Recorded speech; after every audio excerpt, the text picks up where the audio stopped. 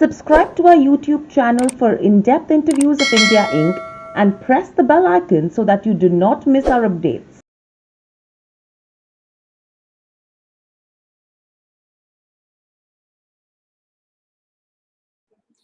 Hello and welcome to Nirmal, ladies and gentlemen. I'm Hiral Dadia. We have with us Mark Martin, founder and CEO at Martin Consulting, joining in on the show. Welcome to the show, Mark, and always a pleasure to speak to you and get a candid view from your side.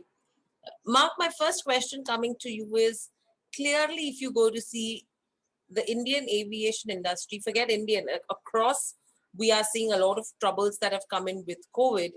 And now it seems that India has always presented higher risks than other major markets, even during the pre COVID era for this industry. How would you actually describe the situation? Morning, Hiral. Thanks for having me on Nirmal Bank Beyond. It's good to be back speaking with you. And it's always a pleasure. I hope everybody's keeping safe and doing the best that we can possibly do during this worldwide pandemic.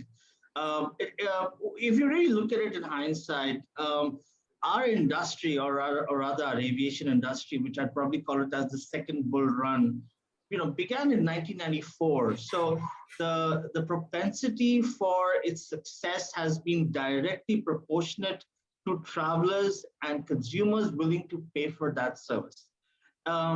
Success of the initial airlines and then, following Jet Airways and Sahara was purely centered on consumer interest and the consumer need for a whole new product. So as long as there's that three magic triad, you've got the consumer focus, you've got price, and you have a product that's reliable. When I say reliable, we talk about OTP and all those technical parameters, but a product that's reliable is what will keep the concept of at least private airlines in India alive. But that comes at, and the risk, as you rightly mentioned, is we don't have any, we have localized risk, but our localized risk isn't as adverse to most countries like war or war risk or something. Our risk is directly proportionate to government policies and the external environment. So when I talk about external environment, we know what they are: currency, fuel, pandemics such as what we're in at the moment, war, rumors of war, cross-border tension, and so on. That obviously elicit a travel advisory. But the government-centered risk is more on how the government takes steps, or the government's actions, how it has a ramification on the business.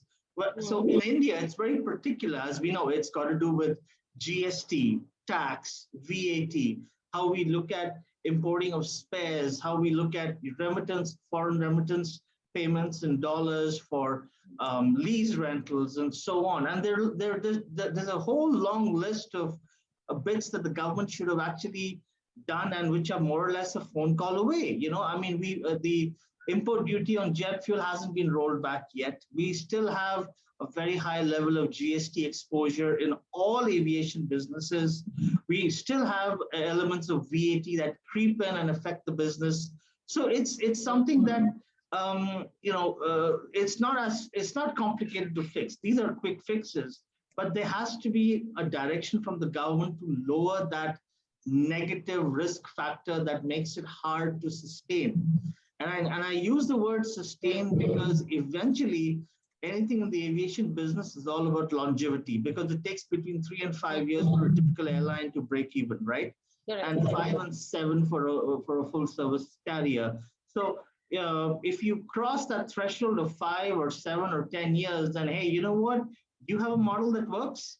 You have a product that works. You have a consumer base that believes in your product, and you have a network that's substantiating that revenue, ROI, and return. So it's as straightforward as that, Hiral. And I think where we are at the moment in India is really not as great or as conducive as I'd like it to be. I mean, now granted, it is globally a tough time for airlines, especially in a pandemic. But I think once that pandemic negativity clouds part ways and part away, the sky is the limit. And I think it's everybody across the world, every airline, even in most regions, investors, everyone are backing that return of aviation services, and once that tangent really starts. So that's what everybody wants to be optimistic at the moment. Absolutely. And then with this, when we talk about these risks, do you think that it's our issue to resolve the the failure to resolve our structural issues coupled with COVID-19 has resulted in a seismic shift in the industry? Yes, and to be well summed up, Hiral, and I'll tell you the reality of this is the industry was in a mess prior to COVID. So the whammy from COVID made it worse. It was pretty much the last nail in the coffin. Let's not forget, pre-COVID, Flybe closed up, Monarch Airlines shut down, airlines in Asia were going through a very hard time. The 737 MAX was grounded, Airbus A320neo had engine issues with the chip light, the metal debris in the engine oil, in the oil. Then we had Bombardier having issues with their C-series aircraft. ATR was stabilizing its 72-600 during that time. So, COVID kind of made it even worse. Even if you come to a context of India, Air India disinvestment started in 2016, right? Jet Airways in its SBI, when they assumed management responsibility for Jet, was prior to COVID, was before COVID. Pawan's disinvestment was before COVID. So a lot of what we are today is a result of certain situations that have made the current worse. And I think that's very crucial, that despite us being where we are, it's very important that we kind of take everybody along with us, recover and get out of this phase. We really can't afford to leave anyone behind. And if we're going to leave anyone or any airline or any aviation company back and let them die due to the COVID phase, then we're doing a major injustice as we move along, because eventually it's the consumer, it's you and I and the government who suffers, because I think we all know the amount of revenue the government makes from the typical aviation business. I mean, they make money from airports, they make money from upstream businesses like air navigation services, cargo, airport, duty-free retail, and then there's the downstream business, which is all the support services companies that supply and support aviation companies and the government. So it actually is balanced in terms of a long-term perspective, that a good document or a recovery, you don't have to be fancy, you don't have to be schmancy. It can be a simple 5 bullet points. That's what we do to make sure everybody survives this, and that's very critical at the moment here. Right. So taking the current situation into consideration, do you think that, yes, it's a given that the financial performance of airlines is likely to remain weak in the near to medium term?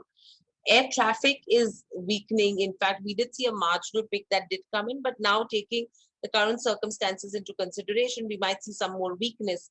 However, in the last 1 decade, we've seen a failure of Jet Airways, we've seen a failure of Kingfisher. Don't you think there are a lot of lessons that we needed to learn?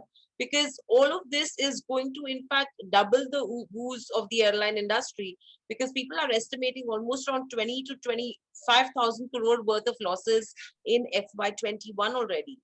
Correct. And it's going to get a whole lot worse, because a lot of the leasing companies that had to be paid back, they obviously took advantage of a loosely worded moratorium of some sorts, but now they're going to want their money to come back in their accounts.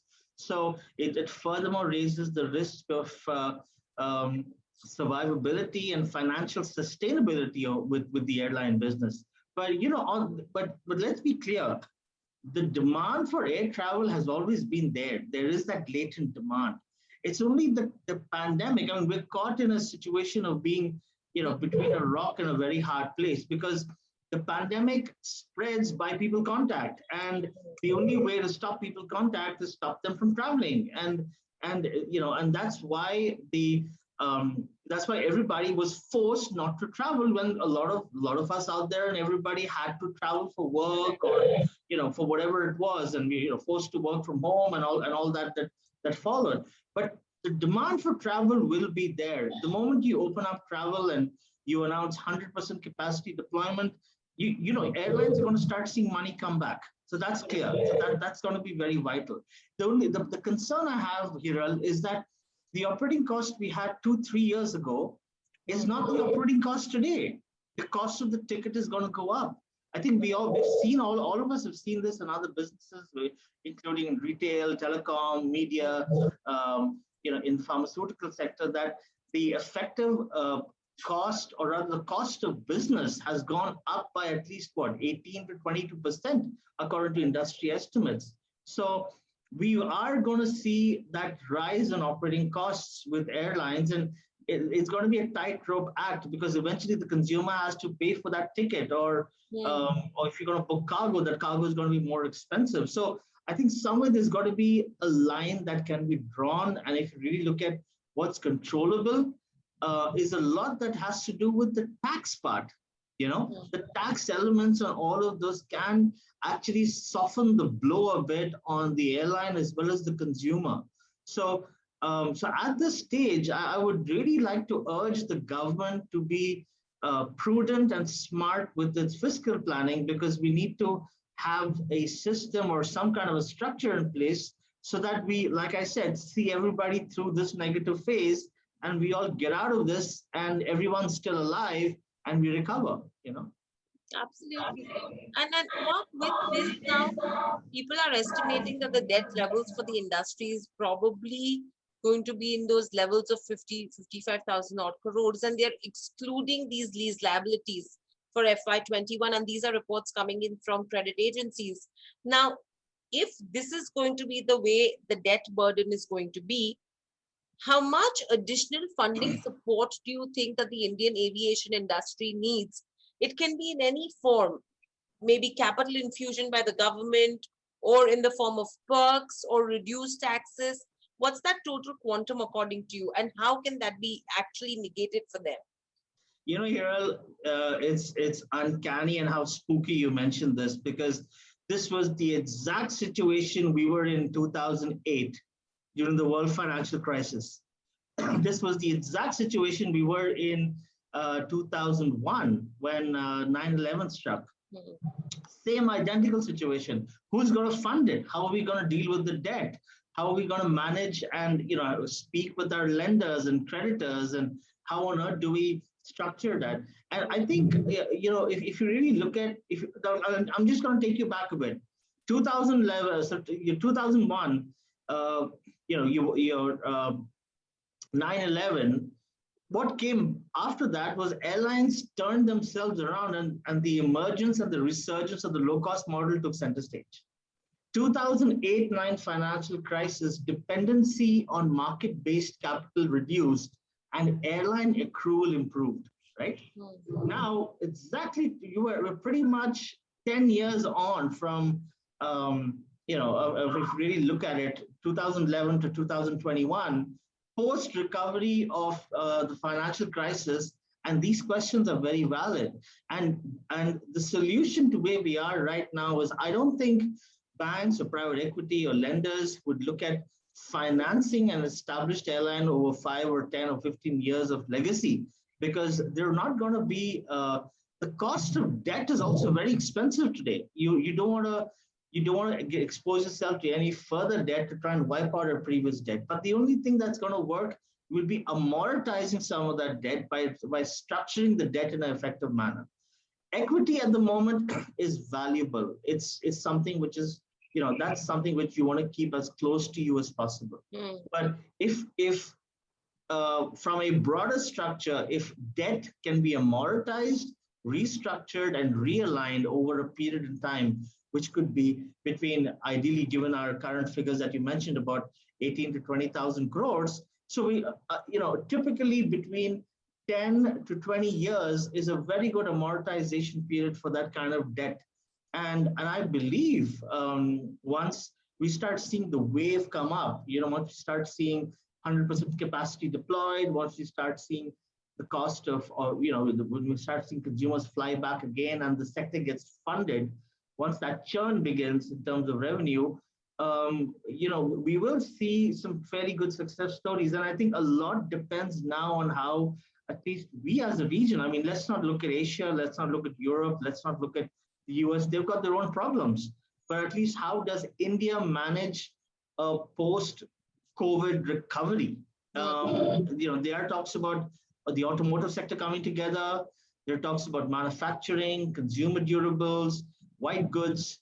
Is the aviation sector coming together and planning a post-COVID recovery plan? I mean, do we hear of stories where airlines come together and say, let's pool in resources and let's manage our capacity. Let's share engineers. Let's share maintenance facilities. Let's share airport staff. Let's do something to help us tide over. Sure, I mean, once everything's over, we can go our separate ways. But there's something that must be done during this phase. To respond directly to what you're saying, yes, the cost of taking on new debt is going to be more expensive than the cost of the debt you had prior to this with previous interest rates. So amortization becomes very key. And I don't think private equity in the current is in its current frame of mind willing to finance and fund a transport business when there's so much uncertainty with COVID even as we speak. The biggest downer, is that we just don't know the bottom of this yet. It's been a year since the whole world has been in this COVID madness. And, with the second, vaccine and, the 2 shots of the vaccine, I mean, folks out there are still contracting the virus and still dealing with the onslaught of COVID. So unless there's a major technology change in vaccines or inoculations or how to deal with this, or when we find a way to suppress it for good, the first industry that's going to shoot up in growth is clearly aviation, hospitality, and transport. Because now you don't have to worry about spreading the bug anyway. You can travel wherever you want. And a lot of that pent-up demand, that pent-up need to travel. I mean, I know, millions and thousands of people who want to get back to Southeast Asia, who want to get over to Europe and Africa, the Middle East, and so on, and they're just shackled and stuck here because of travel restrictions. And I think once those go, airlines will and would get a second lease of life. So as I said, that recovery is very important here. Right. And with this, Mark, overall, currently, if you go to see how difficult is sustainability going to be, because we did see a shutdown of Jet Airways, which was one of the good airlines. The financial health of a lot of the other airlines is in trouble, as we've been talking about. I mean, there are companies, there are airlines, who've already undertaken cost-cutting rationalization measures. They've given out leave without pay options. They're laying off crews and pilots. Some airlines have sought some deferment in their lease rental payments. So how do you see this actually sustaining from here on? Do you think we will keep seeing businesses shut down in the aviation space if and only if this kind of situation continues? Because we've not seen a lot from the modernization angle that the government was talking about. In-house MROs is something that the government had proposed. Your UDAN policy was to connect every district by now. ATF prices were supposed to be bought under GST. Your entire aviation policy, not much has been implemented. So if the current situation continues, how difficult is sustainability going to be? It's remarkable you mentioned all of this because nearly all of these proposals were made 4 to 5 years prior to COVID. These were 2015, 2016 proposals, and COVID struck 2019 December, right? And had all these that you mentioned, had these been properly implemented and focused on implementing, as opposed to the government choosing the line of populist politics, then clearly we would have seen a far better level and sense of planning and structuring to deal with adversities that we are in now. And let's be clear. Airline risk is one of the most fragmented, the most collective, the most diverse, the most surrounded element that one can talk about. And we're talking pandemics, but what's the next big risk? What's the next big what's the next big thing that's going to affect the business? And nobody saw pandemic to be such a strong emergent whammy, despite having lived through avian bird flu, SARS, which is again coronavirus. SARS, this is novel. That's the same coronavirus. MERS, and we've seen the same situation before, and we're seeing a worse stage and a worse level of what we've seen before.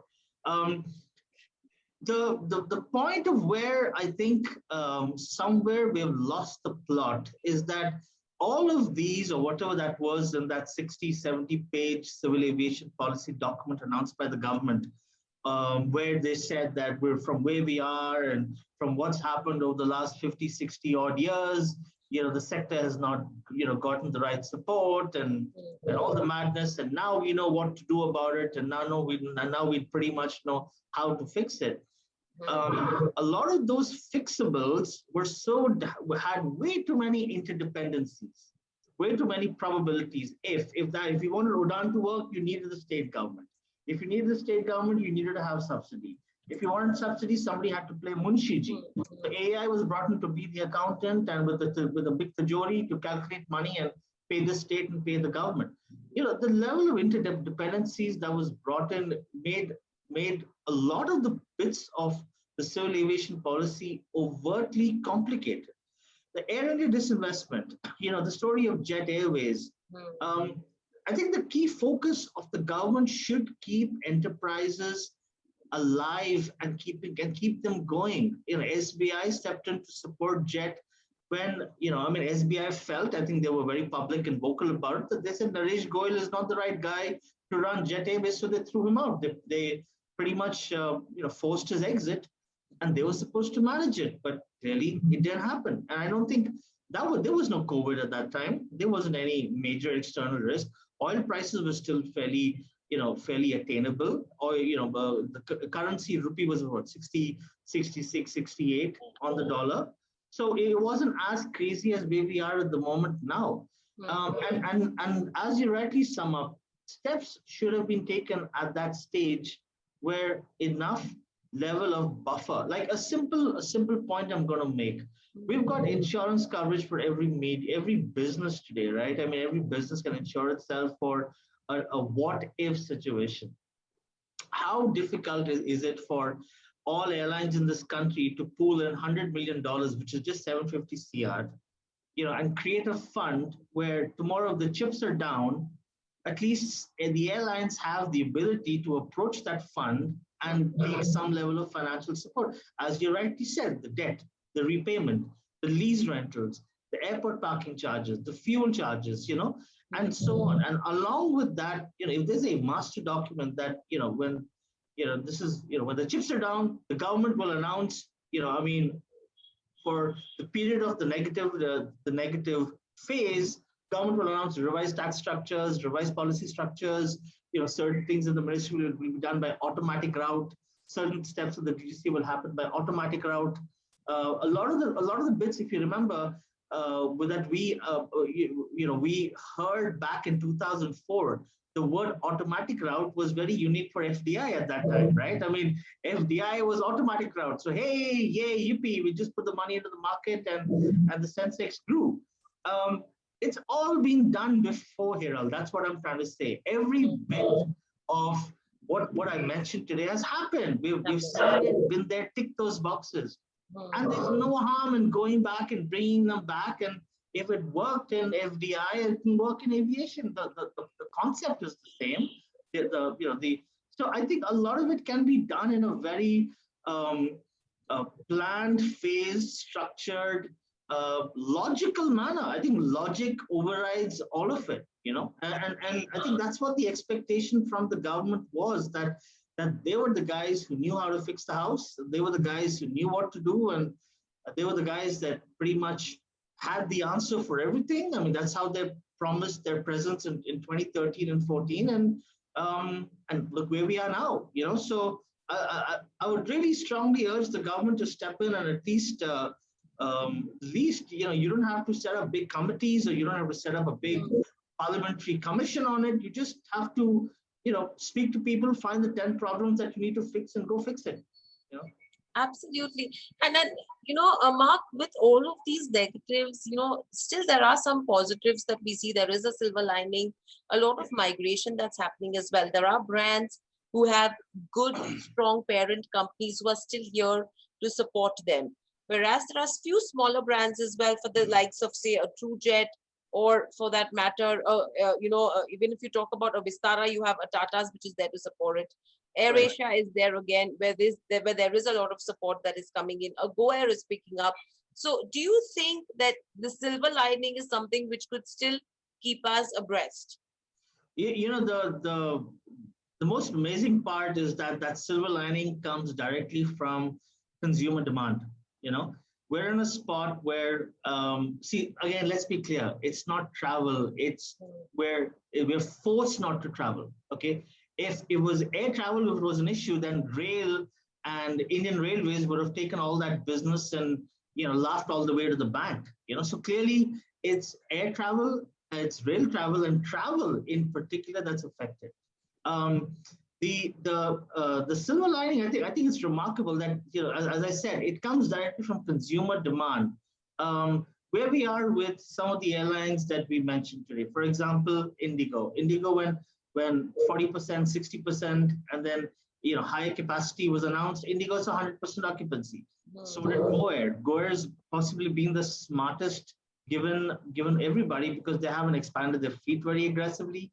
They've been smart, they've been calculative, they've aligned their costs, they've kept their people count to aircraft as minimal as possible. They focused on safety, whether you like the product, whether you don't like the product, whether you find the window smudged with someone else's fingerprints, or whether whatever it is, at least, hey, you got a ticket, you're flying from Delhi to Bombay, or Bombay to Calcutta, and you're safe, and you paid for a ticket, you got a ticket, you paid for that seat, you got the seat, you got a decent seat, you got a flight, you landed, and you're back home. Period. That's air travel, And I think that's what we would see going forward, which is less of the frills, more of fundamentals, with at least the effective product of what we have. I mean, do away with the sandwiches, do away with the Cokes, do away with the, you can get yourself a bottle of water on board, but it's bottom line, it's the product. The product is what rules. Silver lining, and I think seeing TrueJet get a strategic investor of 49% is very, very encouraging. And I'll tell you something. TrueJet's model has been so focused on a region, right, that's had a vacuum for so long, Hiral. The South Indian market, south of Madhya Pradesh, you've got so many airports over there. Madurai, you got Tirupati, you've got Mysore, you got Coimbatore, you got some 15 or 18 airports in Kerala alone. You've got practically every district in Tamil Nadu has a runway. Mysore, Bellary, Hyderabad, Bangalore, Mangalore. So the density of aviation infrastructure is fairly well packed over there. So it's a no-brainer. I mean, the transportation sector is so evolved that the Chennai Bangalore Indigo flight actually does far better than the Chennai Bangalore bus service or driving down. Although driving down is gorgeous, but the point I bring here is that when you have that level of interconnectivity within regions and time overrides all priorities, then you got yourself an outstanding environment where the business model works. And that's precisely why TrueJet got that level of investment. I mean, the FDI policy allows 49% of foreign investment. So it's a great step, 49%, and clearly this fund interrupts, or they would want to have a some level of controlling stake in that airline. They would want to, it's their money, so they would clearly want to be accountable for it themselves as opposed to put that money into someone else's hands. And now, granted, let's be clear, TrueJet over the last, well, ever since they started operations, they've had several bad mistakes being made, issues with the CEOs, management, corruption, lots of bits that really crept into the airline and made it worse. But but what clearly stood out with TrueJet was the underlying product. The product was an ATR. You flew from district to district. You flew from Hyderabad to Bangalore and Hyderabad to Chennai and Chennai to Hyderabad and so on. And that product worked. You had a flight taken off at 7 o'clock, 8, 9. Then you had a 12, 2, and 4, and then you had a 8, 9, 10, 11. So it was perfect. It was perfect for the software IT professional. It was perfect for the automotive telecom guys. It was perfect for sales folks who want to make a sales call. It just made perfect sense. And I think that uniqueness is very distinct of that part, because you've got Kerala, Tamil Nadu, Karnataka, Andhra Pradesh, and a little bit of Orissa to that extent. So you have that dense propensity to drive that kind of air traffic. So again, TrueJet is a good I think that's going to be an airline that should be on everybody's watch list. I believe they should expand now to larger aircraft. Although, in my personal view, I think if you have an aircraft at a capacity that works for you, stick to it. Don't shift gears yet. Yes, it makes sense to expand similar ATR 72. So you want to stay in that business model. But I certainly see a promising airline with TrueJet in at least 5 years, where we may look at Airbus A320s or longer, larger capacity and range being deployed. On Air India, I think whatever that's transpired over the last 36 months has been ridiculously unfortunate. It's certainly very, very unbecoming of anybody wanting to treat an airline which has a 70-year-old legacy. The least you do is, if you got a problem with Air India, you can keep your differences aside, but at least take steps to make that a strong airline so that it does survive, because you're actually going to be doing a bigger you're going to be doing a bigger harm by bringing down such a large structural organization that's built over what 85 years since it started in 1930 or 1920. So and even with the way the government has been approaching disinvestment is being more, I mean, not just a garage sale. I mean, they literally stripped the airline of all its valuables and its real estate. And even, you'd be surprised, Hiral, even those, the Salvador Dali art and the Picasso and Monet paintings and all those have been just snatched away, and we have no idea where they are at the moment. And you just want to sell a pretty much what's left behind skeleton is, and trying to get 30,000, 40,000 CR per annum is you got to be kidding me, because any airline who's got that kind of money is going to want to put the money into to run his own airline and get his own self out of the quagmire during this COVID period. Why would he want to buy into someone else's headache, hassles, and skeletons in the cupboard?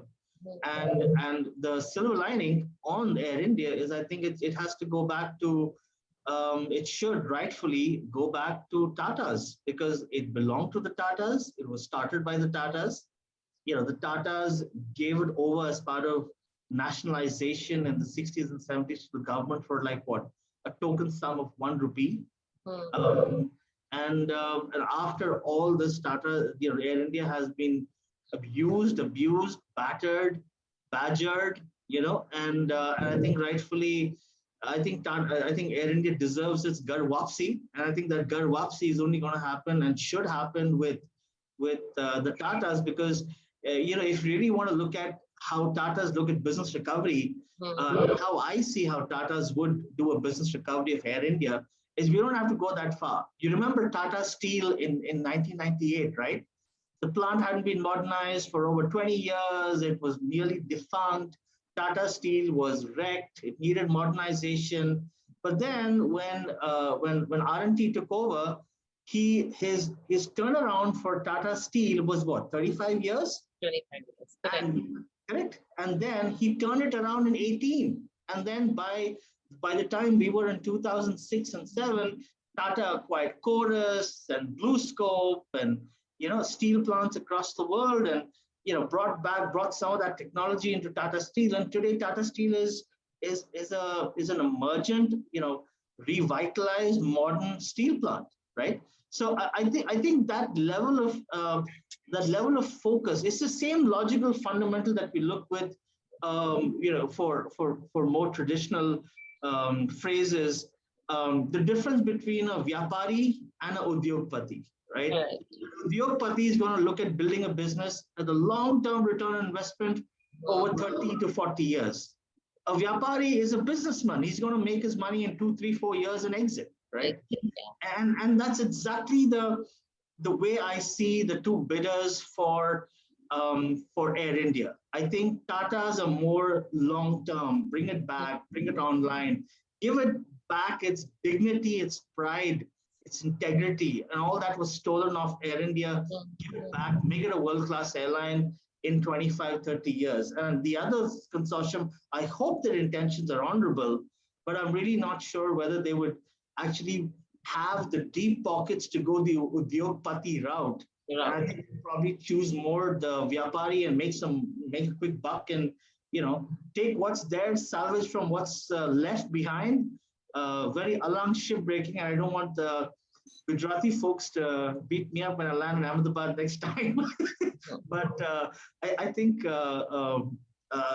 it's the approach to Air India that's more important than the intention.